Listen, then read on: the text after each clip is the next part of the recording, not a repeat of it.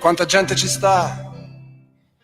Buonasera a tutti, bentornati a Liberamente, variazioni e scorribande qui su Radio Libertà. Allora stasera dobbiamo parlare di un personaggio per cui abbiamo un debole, vi confessiamo, e di cui seguiamo le gesta con veramente interessata assiduità, perché è vero che noi siamo una radio, diciamo, a forte trazione politica, però ogni tanto occuparsi anche di avanspettacolo non è male. E Angelo Bonelli, portavoce dei Verdi e co-leader insieme a Fratoianni, non so chi sia leader di cosa, ma comunque di Alleanza Verdi-Sinistra, è un personaggio di purissimo avanspettacolo, cioè da quel punto di vista ha un talento naturale oggettivo.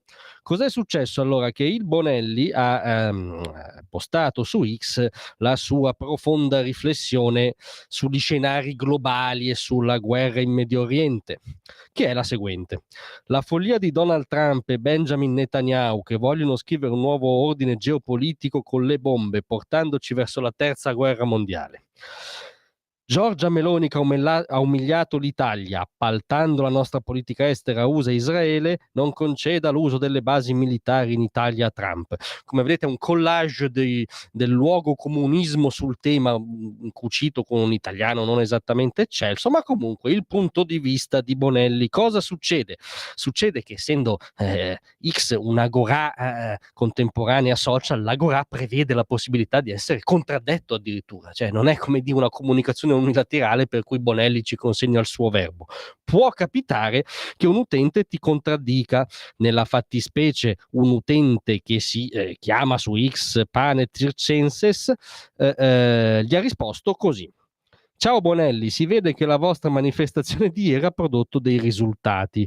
Diciamo uno sfotto ironico, ma non una cosa impattante, offensiva, per cui, come dire, inalberarsi, no? Cioè siamo all'ABC della polemica o dell'ironia via X.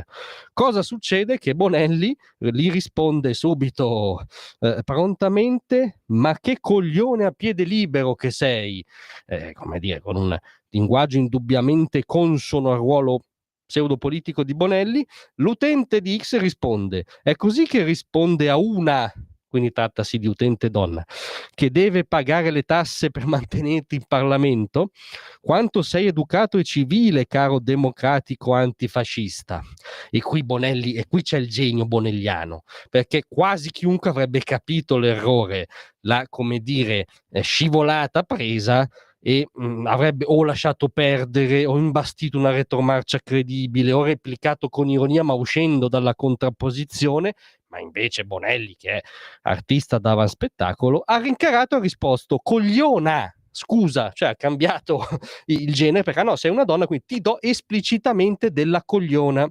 Ora voi pensate cosa sarebbe successo se, non dico Matteo Salvini, per cui avrebbero proposto probabilmente la crocifissione pubblica, ma un qualunque esponente politico del centrodestra avesse dato della cogliona a una persona di sesso femminile che l'ha criticato su X. Cioè oggi ci sarebbe sarebbe convocata una 2 giorni di se non ora quando, si parlerebbe dell'immarcescibile sessismo della destra e dei sovranisti, ci sarebbero i comunicati in serie di Laura Boldrini che chiede le dimissioni del collega per l'inaccettabile insulto antifemminista. Insomma, ci sarebbe tutto il caravanserraglio politicamente corretto all'opera.